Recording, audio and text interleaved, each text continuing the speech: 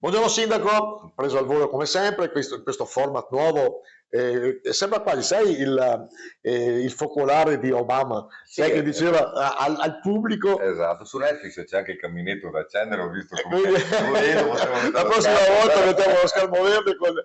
Allora, che dire, innanzitutto io volevo ringraziare il sindaco Pizzoli perché è uno dei sindaci più disponibili. Sei Grazie. uno dei pochi che ogni volta che chiamiamo ci risponde. Non è così scontato, eh? Lo faccio anche con i miei cittadini, quindi Questo io lo dico da parte della stampa, ci diamo del tu, poi beh, certo, formalmente dovevi darle del lei, ma invece ti do del tuo. ci mancherebbe. Però la disponibilità del sindaco Pizzoli è ormai è cosa rara e molto conosciuta. Bilancio del 2024, tanto così, tanto per cominciare. È un, è- Positivo o negativo? è un bilancio sicuramente per la mia comunità estremamente difficile da fare, estremamente difficile perché dal punto di vista economico-sociale la questione del granchio blu ha creato un'involuzione dal punto di vista dell'economia circolare sicuramente pesante, il fatto di aver perso tante partite IVA, qualche centinaia di partite IVA sicuramente ci ha creato apprensione dal punto di vista lavorativo che di riflesso va anche sulle altre attività e di conseguenza per chi come me, la mia giunta gestisce naturalmente l'amministrazione comunale, è stato un anno pesantissimo anche dal punto di vista proprio della dignità della persona, dell'aiuto diretto. Dopo, cosa devo dire, di questo anno abbiamo lavorato tantissimo con il prefetto Caterino appunto restando sul tema della pesca per il piano di ripartenza che a breve sarà approvato dai ministeri competenti e dello Stato Regioni e c'è stato anche economicamente uno sforzo del governo verso il consorzio, però è anche vero che ad oggi i nostri pescatori non hanno ancora visto dal punto di vista economico direttamente il sostegno e questo sicuramente è una cosa che ci viene riportata più volte, anche se devo dire la verità, Leandro, quello che più mi sta a cuore è raffermare i contributi previdenziali, che è una cosa che comunque avrebbe potuto risparmiare questa perdita di partite IVA, scusa, esponenziali e la cosa ce l'ho ancora un po' qua e stiamo un po' dibattendo su tutti i tavoli politici per arrivare ecco, almeno a questa soluzione, pianificazione delle lagune, eccetera, eccetera.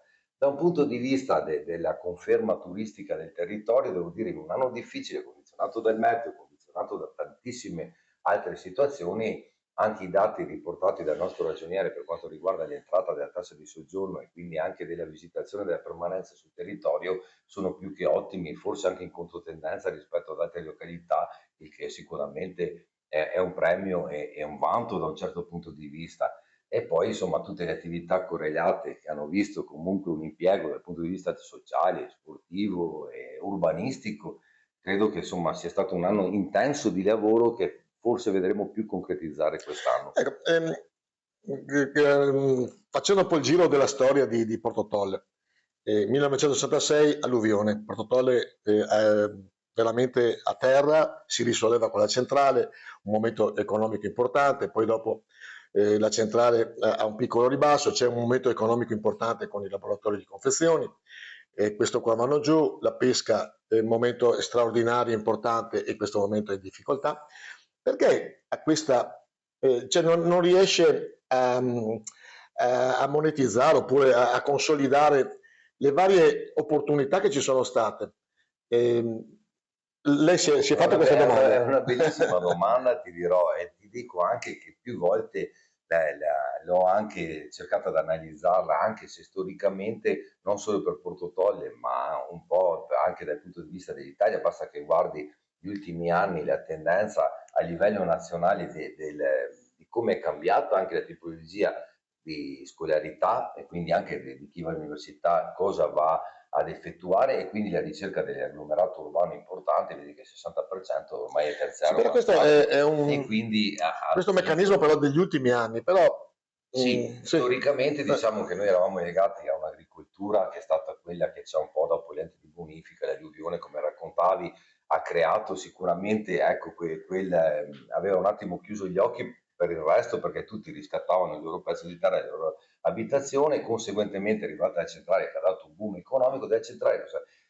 La cosa che forse un po' mi dà rammarico è che dal punto di vista infrastrutturale, di boom economico, di assunzioni nel momento stesso, è stata una mano dal cielo per Porto Tolle Sicuramente, ed ha e aiutato non solo per Porto tantissimo, Tolle esatto. comunque. nel fronte di programmare il dopo centrale, lì c'è il buco probabilmente, ecco, forse diciamo negli anni 90 si doveva collegare quelle attività della centrale Enel a qualcosa che avesse dato lo sviluppo conseguente. Non c'è stato, per fortuna è arrivata la pesca e sono arrivati i nostri pescatori, un'eccellenza del settore primario che ci ha sostenuto ed oggi non la do per persa. Spero di che riusciamo a ripartire, che riusciamo a tornare, non dico a quei livelli dal punto di vista della produzione, ma sicuramente di cercare di fare questa ripartenza anche graduale e conseguentemente di riuscire ad inserirci da quel punto di vista delle nostre peculiarità, che sono quelle turistiche, quelle appunto di un primario d'eccellenza, quelle di, ecco, di una, sicuramente non di un impatto industriale che anche dal punto di vista logistico ci sfavorisce. E per fare questa ripartenza, secondo lei, cosa servirà?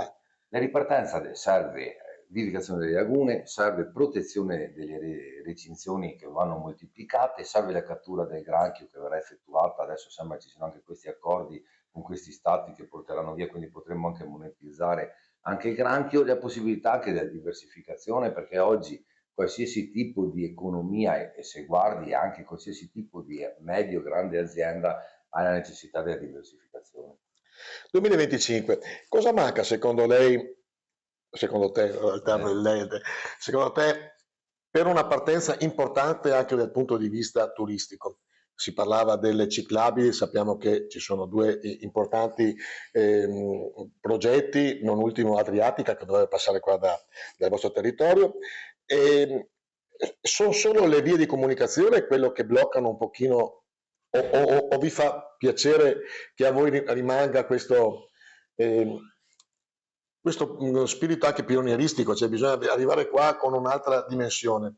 Cioè, è questo che volete? Io credo che allora, da un certo punto di vista sicuramente il territorio è un territorio unico, unico in Italia, unico in Europa ed ha un suo status, un suo modo anche di essere vissuto, eccetera. La questione logistica sicuramente della viabilità non ci aiuta ed è questo un dato di fatto. È vero che la gente oggi ha bisogno sì di spazi aperti, incontaminati, della natura, del green, del slow, eccetera, ma ha anche bisogno di servizi, di integrazione di servizi, di dare la possibilità all'investitore anche di creare e la cosa che diciamo oggi è talmente attenzionata e credo che sia anche un attimo un vanto per noi, sia il fatto di avere 65 amministrazioni di interesse nell'ultima variante urbanistica quasi tutte ad uso turistico e parallelamente devo dire che c'è anche un fattore, vedi le centrali dove si sta portando avanti un viaggio turistico importante, vedi alcune cose che vanno comunque ad incastrarsi, siamo una promozione mirata, potrà sicuramente dallo sviluppo,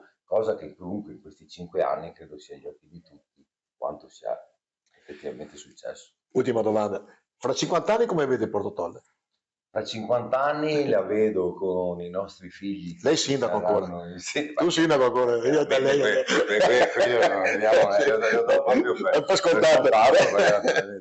ma lo vedo come un paese che sicuramente avrà avuto una sua rivoluzione sociale dove sarà riuscito comunque ad integrare alcune situazioni, ma soprattutto sarà riuscito a fare anche un cambiamento storico culturale e mentale, perché è anche vero che, e non sto dicendo per denigrare il territorio, parlo di culturale perché il fatto di diventare a tutti gli effetti un comune turistico, effettivamente di vendere, tra virgolette, il proprio territorio come promozione, è un passaggio che deve essere graduale e che deve essere comunque portato a delle specifiche che oggi forse ancora no, un po' scivolano. Sì, Ricordiamo che noi abbiamo accettato di entrare nel parco del Delta da pochissimo. pochissimi anni, tanto per dirne una, ma è la storia che si vede anche in Camargue, in altre parti. E mi auguro, quello che mi auguro è che i nostri figli, i nostri nipoti in questo caso, perché io ho già 50 anni, quindi fra 50 anni ne avrò 100. Ma ci sarai comunque, sarai sempre sindaco, a prescindere. E quindi ecco, la speranza è quella di vedere ecco, i nostri nipoti che saranno integrati nel nostro territorio, che avranno la possibilità di svilupparlo e che sarà un mondo diverso da quello che c'è oggi. Buon 2025, sindaco. Grazie, buona benedizione a tutti.